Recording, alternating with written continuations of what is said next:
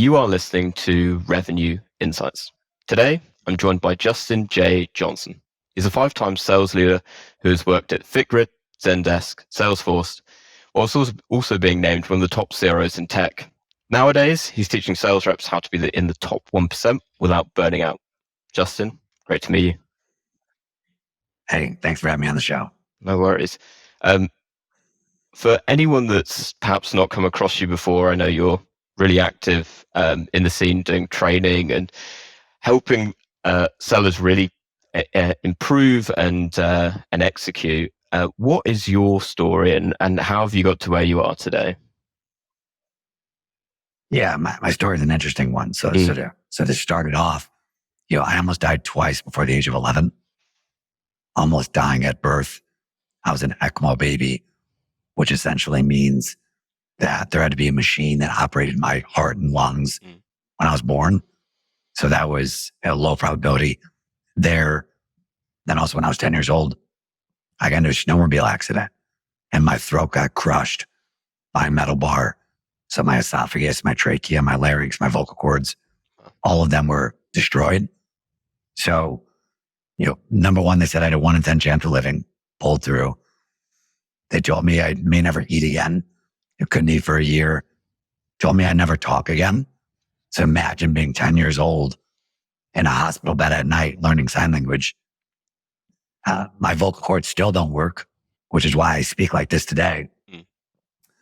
And over 30 surgeries later, years of physical, mental, emotional recovery really helped me put myself on a trajectory that's helped make it here today.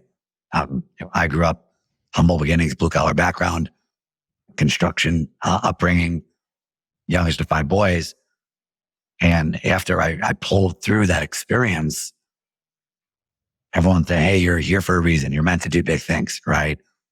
So I took that and ran with that a little bit. And I became the first one from my family to graduate from college. And I remember coming out of school, I was ready to take on the world. I was all full of piss and vinegar, ready to go. And my first year in sales, which I stumbled into, I fell flat on my face. My first year in sales, I made $0 in commission, literally. So after going through all of that and me feeling like I'm destined for big things, to then, 9 months out of school, being depressed, being broke, being over $100,000 in debt from school, feeling like a failure. Like I was in a really bad place. And then I really just had a hard conversation with myself that, when I said, hey, if you're going to make the most of this now third chance that you got at this thing called life, you got to take control of your destiny. And that's what I did. So I made a lot of massive changes to my environment, my situation. And then that all fueled me to help me, and do very well at Salesforce, being number 1 rep there, yelling a couple tech startups, becoming a chief revenue officer at the age of 33, the age of 34, being named one of the top CROs in tech. And then right after retiring from the game, as I like to call it, what I do now, which is, help salespeople, help them, make more money, get promoted faster, but also just enjoy this thing, right? Because I know a lot of salespeople that might do well in their W-2, but they're not happy. And if you're not happy, your life sucks. Yep. In fact, there's a recent poll by Gallup that came out a couple months ago that 85% of employees are disengaged. Or when I think about disengaged, I consider that as like unhappy. And it doesn't matter what your title is. It doesn't matter what your income is. If you're not happy, your life sucks. Like, it's just that simple. So my story, my experience of almost dying, what I like to do is I'm blessed with adversity because I was faced with the reality of just how fragile life is at an age that most people don't experience till they're much later in life. So they gave me this really unique perspective that helped me have a very high level of self-awareness around where I'm really at. Am I making the most of my time? Am I helping others in some way to make sure that when it is my time, many years from now, hopefully, I just know that I left it all in the field, right? And that's what my approach, and that stems from, my story and what got me here today.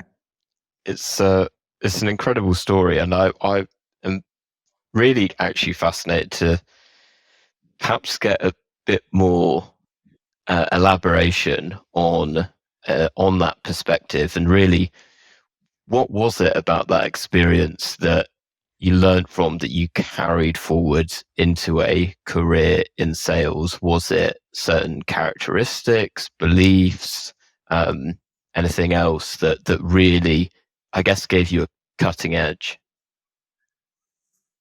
There was a couple things. Then keep in mind, as a 10-year-old, these things I'm not having these light bulb moments then. I'm just trying to get through the day. For sure. But years later, doing a lot of reflection, a couple things hit me. Number one, the ability to compartmentalize different areas in my life. That's been really powerful for me. So let's say I'm having a bad day in the hospital and I had a major setback with my surgery and something that delayed the timeline for me being able to eat food again. Like, this was a real struggle I had for a year, where daily there was tests and things going on, and setbacks were frequent and common. I had to be able to put that to the side because I wanted to, hang out with my family and have fun there, and taking that skill of not letting this carry over to these other things has served me in so many ways in my life, especially in a business setting.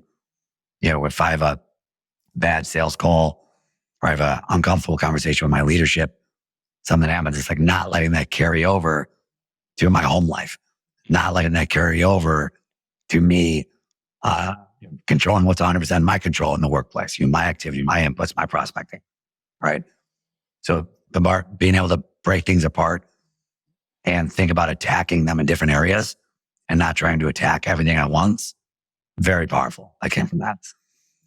And the other thing that really came through was just one day at a time. And I learned that just because I had no choice to take it one day at a time. Being in the hospital for weeks, if not months at a time, going through, surgery or two every week, every day is a new adventure. So that helped me really understand that, hey, I just want to make the most of today. And I just want to get through today. And then over the years, that's evolved to, I just need to win today. And if I win enough days, then I win a week. If I win enough weeks, then I win a month. If I win enough months, I win a year. If I win enough years, I win at this thing called life.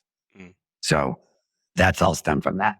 And then third, just to reiterate what I said earlier, is like, I have this very unique perspective of really just how fragile life is. And just coming to face with death is an incredibly powerful experience. Ever was for me, because all these things of like society norms and playing it safe, we're all going to die. And no one's, I heard this once on a podcast and I loved it. When you die, there's going to be people that don't go to your funeral or don't go to your wake because they had something to do that day. You're not that important, right? So just make the most of your life and just go do it. And whatever happens, happens, but don't play scared. And I don't think I would have had that if I didn't go through that, those experiences when I was younger. Amazing. I must say, I would love to take this conversation down a more philosophical route, but perhaps we'll come back to that in a bit. But and you know what, my next question might actually take us somewhat down that route. But to reference what you mentioned earlier around was it 85% of employees are disengaged.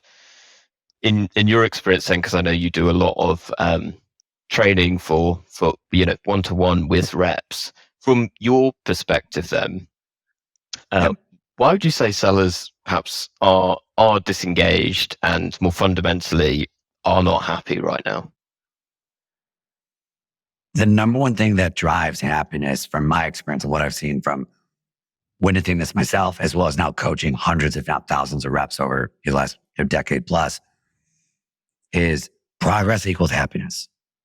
So therefore, if there is a lack of progress, there will be a lack of happiness, right? So when I'm working with reps and when they come to me looking for help, it typically is because they're stalling out. They're not making as much progress as they'd like, whether that's because they're not in the right environment or it's because they're not doing enough on their own, whatever it is. But it all boils down to like a lack of progress being made. So what I think about how do we drive progress is we coach as leaders, as companies, whatever we do. Like our job is to help coach and develop these people to become high performance individuals, which is very different than helping someone hit quota. Helping quota gets you by. But if you want to make the most of this thing called life, you have to master much more than objection handling and cold calling and running a proper demo. There's a lot more to it. And companies don't teach this. Sometimes because they don't know any better. Sometimes because there's HR rules that prevent some of the things that I believe go into being a high performance individual. Right. And also because they're resource constraint. That's another reason. So if I only have so much resources to go around, naturally, I think the best use of my time, money, and energy as an organization is to focus exclusively on helping these people be more effective at executing the role that they're in. And obviously that's critical, that's important. But there's other things, other levers that you can pull that, in my opinion, have higher leverage to unlock higher levels of energy, higher levels of performance, and both on the dashboard as well as off the dashboard, which means more progress. More progress equals more happiness, right? So it's this massive vicious circle that we're in right now. The pandemic didn't help at all because a lot more people are remote and there's a lot of things that you lose in a remote environment. Yes, the flexibility is great, but the progress, the learning development, the camaraderie, the human connection, all of those things are substantially less, right? And just it equals, hey, people just aren't happy. So the question I want to ask is, well, I feel like the direction that we're going in is talking a lot more about coaching, right? And to your point there, coaching can be a very broad topic in the sense of, yeah, it's, in the day-to-day jobs to be done and activities that you're doing, but also much wider than that. And so I'm interested to perhaps try and simplify that down a bit. When you perhaps first start working with a business or when you first start working with a rep, how do you go about assessing where best to focus the time when coaching that individual or that team? Everyone that I work with, I basically assess their current state, where they're at, not only in their career, but where they at in all areas of their life. Now, a lot of my focus is on the selling aspect, but your career and your sales, that's only one part of your life. So like I have to take a holistic approach to understand really where people are at. So it's one of the first things that I do to just get a sense of that. And going into the role part, the selling skills. I mean, a lot of what I do is like, I just get my hands dirty and I'll listen to them, listen to a call. We'll do role play, right? I'll dig into it to really assess because, a lot of the challenges, one of the big problems with coaching, training, companies and enablement is, they take the rep's word for it. If they say like, oh, how do you feel about your discovery skills? Well, I think I'm at a 10 out of 10 or close to a 10 out of 10 based on my current level of knowledge. But if there's 10 things that I don't know, that if I just implemented those strategies and methodologies and tactics and do how I run a discovery call, that's going to up level my skill. But then there's a knowledge gap, right? So it's like people don't know what they don't know. So the only real way to assess really where someone's at is to get your roll up your sleeves, get your hands dirty, and see them, hear them in action, and then coach them using a framework that I use. And that obviously leads us then into, could you share a bit more around what that framework is? Yeah. So the framework, very simply, now that I'll break it down, is tell, show, observe, coach, repeat. Okay. Now, here's the challenge with a lot of companies. A lot of companies do a pretty good job of training their reps, right? And not all of them do, but some do a pretty good job training their reps. Now, what I classify as training is teaching you concepts, right? Another way to think about training is like if you're reading a book, you're getting trained through the book because you're taking in all this knowledge and information. Where the gap is how do you implement? Because that's where the rubber meets the road. That's how change actually happens. That's the hard part. Training is easy. Coaching and implementation and integration, that's hard. And that's where the hard part is. So what I like to think about and what helped me as a rep, and then when I coached hundreds of reps now, it's been received really well, is I can't just poke all the holes in how you do things because all it's going to do is leave you more defeated. I'm sure, people that are listening to this, everyone's been in that coaching call with their manager that says, hey, you need to do this and that better. You're like, okay, great. Like, how the hell do I do that? Right? That doesn't help me. You're just poking holes. And now I feel less confident than I did going into the call. Right? So the coaching wheel that I use is step one is tell. So I'm going to tell you what best practices are, what it should look like, how you should execute this aspect of your role, whatever that is. Next is I need to show you. I need to walk the walk. I'll never ask you to do something that I'm not willing to do myself. So I'm going to tell you what best practices are. Then I'm going to show you. Right? That's via role play, whatever it is. If I need to run a discovery call for you, give you examples of recordings, whatever it is, I need to show you what this looks like. Then after I show you, then I need to observe you. Then I need to watch you do this thing. Whatever that thing is that we chunk out and we're going to focus on, then I'm going to watch you do it. That's the observe. Then I'm going to coach you. I'm going to give you feedback. But then at the end, and this is where coaching falls apart, is the most important thing is the repeat. Because you can't just transform in 30 minutes how to do cold calling. Like it takes weeks and months, not years for some people to become elite at it.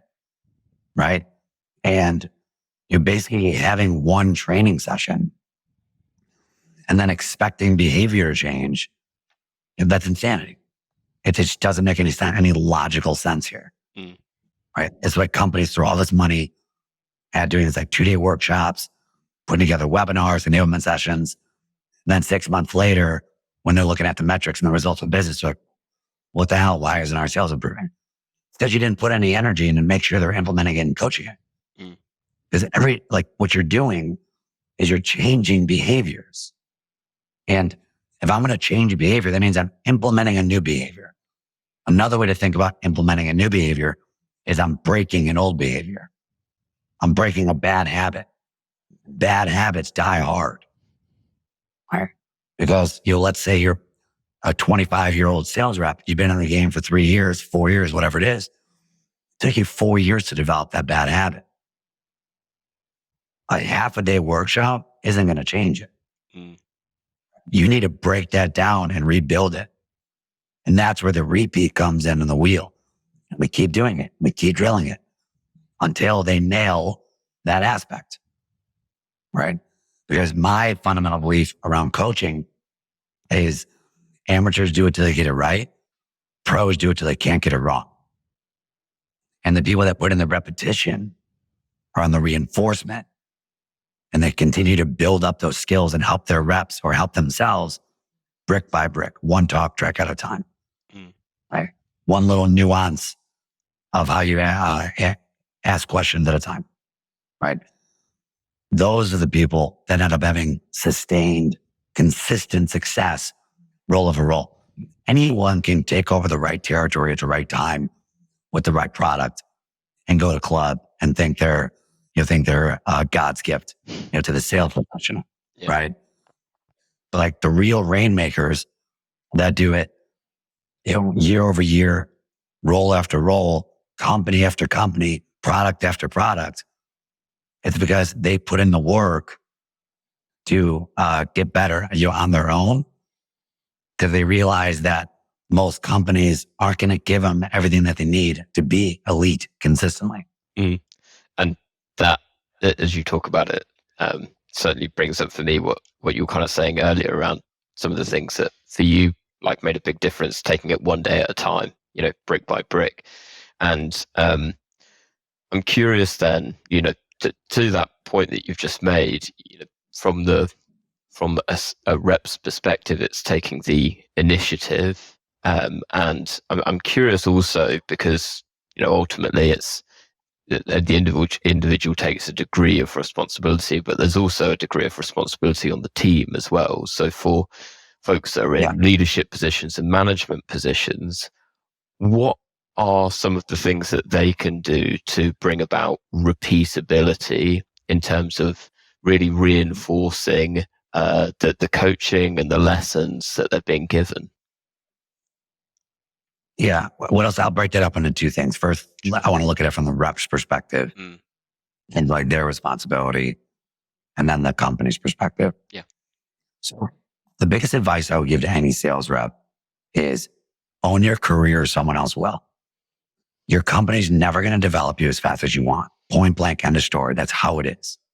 Accept that and take ownership of your career and your own development.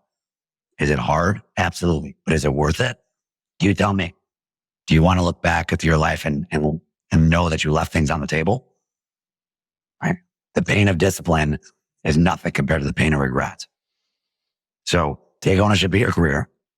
What I recommend to everyone that I speak to is you should allocate, just like you should allocate your part of your income to like investing and saving, retirement, those types of things. You shouldn't allocate a percentage of your budget towards your personal development, right? And not every year is going to be the same thing. One year you might want to say, hey, I want to really focus on improving my selling skills. Next year, I want to improve my finances. So I want to invest in a course around improving my personal finances, right? But it's just that mindset of always allocating your income, putting your own skin in the game to take ownership of your development and growth, right? And that's how you continue to grow consistently. Like that's a responsibility on the rep. Because at the end of the day, it's not the company's responsibility to help you make the most of life. It's your responsibility. The company's responsibility is to help give you enough resources to hit quota and be competent in your role. Nothing more, right? So starts with the rep. Own your career, right? Secondly, from the company's perspective, how I think about, how companies can implement it is build, growing, and getting better into the DNA and the fabric of the organization. And being intentional about everyone constantly getting better, starting with leadership, because that trickles down. So if it's not weaved into your values and pillars and principles, number one, make sure it's in there. But even more importantly, make sure you act on it, put systems around it.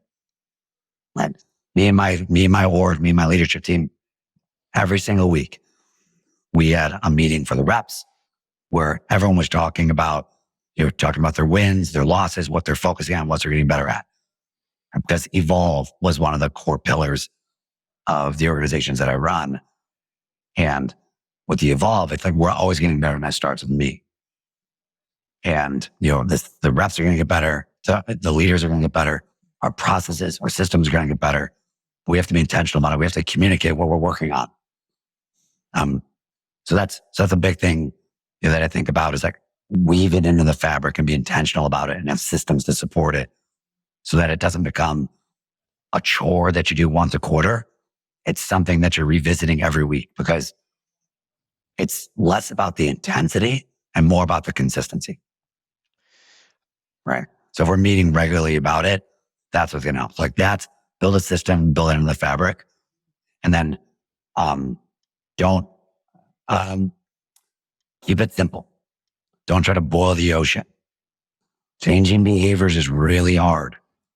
So you just have to be consistent with it, and don't think that a 1 hour training session or coaching session or a one-on-one is going to solve it. Right? It takes time. So you got to be patient. You got to be consistent. And then you have to make sure that the rep is doing their part too. Because if I'm a leader and my rep's not implementing the coaching that I'm giving them, the fastest way to lose me as a leader. Right. I'm intrigued to ask then, just drawing from some of the analysis that we've done, and on average, it's something about something like 23% of reps are driving around 83% of businesses' revenue. And you kind of touched on it earlier of, it's not so much about, a rep's quota attainment. It's more about their happiness and lack of progress. I'm interested to get your point of view on what is a regular challenge for sales leaders and sales teams, which is consistent performance, consistent improvement, consistent quota attainment. And I guess quite simply, do you think it's a challenge that can be overcome? If so, how? I think it can be overcome if everyone's bought it. And that's the only way. Reps pointing fingers at companies won't solve it. Companies pointing fingers at reps won't solve it. Companies pointing fingers at managers at reps, managers at companies don't solve it. Everyone's got to be all in to do that. And it's very hard to do. It starts with the leadership team. If the leadership team in an organization isn't all in on truly developing their people and being intentional about it, it's not just words on a board to look good on your website for your careers page. They actually do it. Then that's going to trickle down. And then you just make sure you hire the right people that are also bought into what you're trying to build. So that's how I would say it. Everyone's got to be bought in for this to work. Yeah. And for what's coming up for me, for perhaps for people listening that are like, hey, I love it. I'm bought in.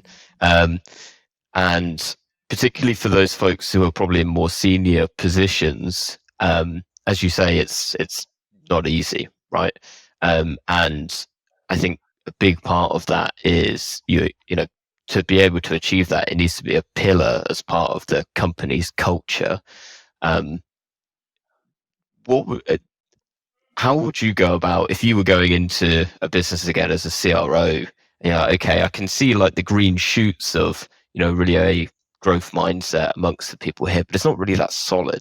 How would you go about changing the culture of the business that you're going into, or rather leading by example, and so that others start to look up and go, oh, it's okay to make mistakes. It's it's okay that I that I have the freedom to learn from it. Yeah, I would say if you're coming in to change a culture, that usually means something's wrong. So I'm operating under the assumption that the house might be on fire a little bit. Yeah. That I'm walking into. So anytime you're coming in, one of the first things you have to do is figure out who belongs to stay on the bus and who shouldn't be on the bus anymore. Right.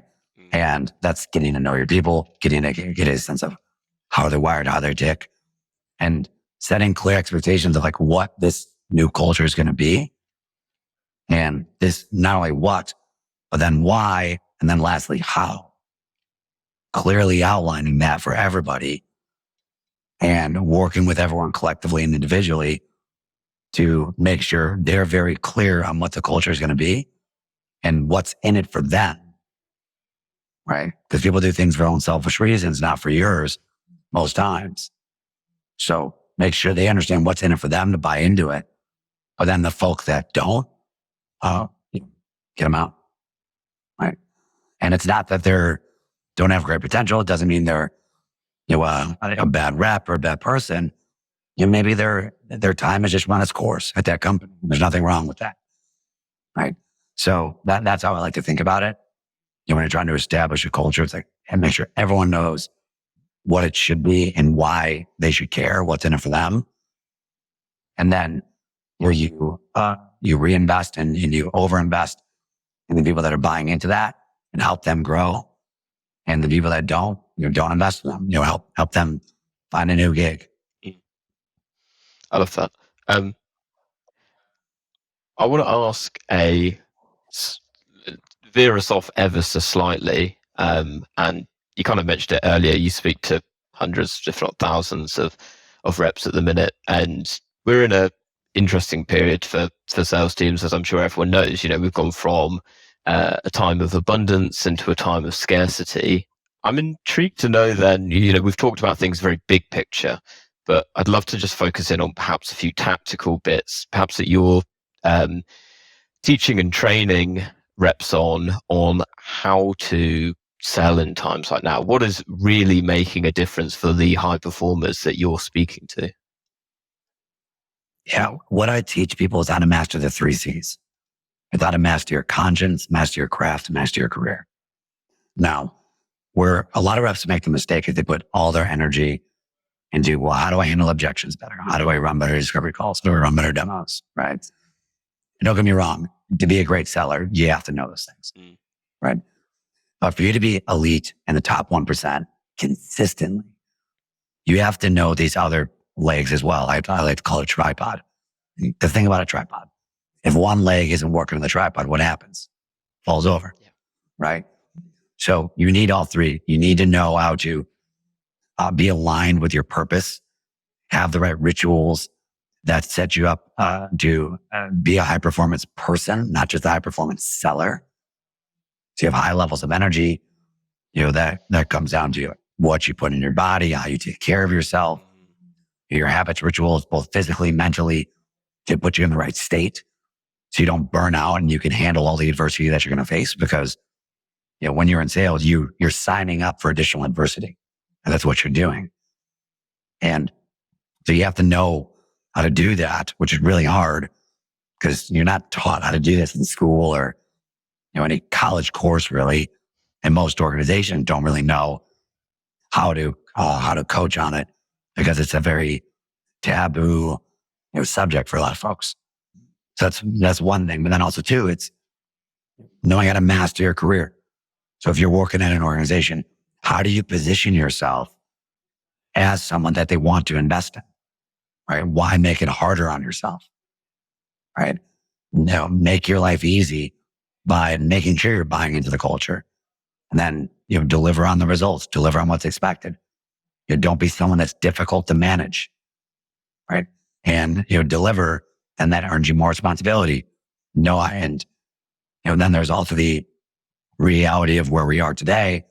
People move jobs frequently, so know how to find the right company, know how to ask the right questions, know how to put yourself in a position with the most amount of upside, with the least amount of downside. Right? There's a skill to be learned of how to play this game called corporate America, right? That people don't like to talk about. Like, that's just the reality of it. And, you have heard other, coaches say this, is like, you can be a great seller, but if you're selling the wrong product in the wrong environment, it's tough. Like, it's just way harder. Yeah. Right. So it's knowing all of those 3 things that I really focus on with the people that I coach, and people that are really trying to transform their career. I love that. Justin, final question, I promise. What is one book that you would recommend to other revenue and sales leaders? So I'm going to give a shameless plug here because I'm writing a book right now. Yeah. It's called Zero to Club, and it's everything to teach you what it takes to go from, 0 skills and struggling to being, the top 1% consistently. So I'm writing it now. So that's going to be my selfish answer for number one. It's going to come out, in the coming months. That's number one. But if I had to pick another book that really made a big impact on me, I would say The Squirrel Take Care of Itself by Bill Walsh. My one. Amazing. Why? It takes you away from looking at the scoreboard, aka the dashboard in sales. Yeah. So if you're focusing on the things that are 100% in your control, then aka your input, your activity, your attitude, how you show up, your preparation, your mindset, the outputs take care of themselves.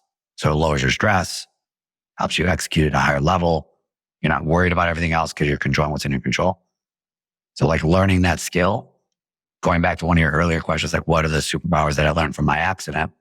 Being able to compartmentalize and basically put the scoreboard in the corner and almost ignoring it. Because all it does is distract you from the things that are 100% in your control. Brilliant. I'll make sure I put a link down to that in the show notes below. Now, Justin, I can't put a link to your book that isn't finished yet in the show notes, but for anyone that's listening and perhaps wants to sign up for maybe a newsletter or a register an interest or wherever they can find you so they know when it does come out, or to learn about all the other things that you're talking about, where can they find you? Yeah, I'm on LinkedIn, Justin J. Johnson, my website. All the links to my social profiles are on there, justinjjohnson.com. The middle J is spelled J-A-Y, not just the letter. And you can sign up for my newsletter there. The people in my newsletter are going to be the first to find out pre-ordering the book. So if people want to jump on that list as well as, get actionable insights, delivered to their inbox every week, sign up for that too. Brilliant. I'll make sure we put that down in the show notes below. Justin, thank you so much again for sharing your story and sharing some of your experience and your insights. Really, really enjoyed it. And to everyone that's listened to the episode this week, we'll catch you next week. Thank you.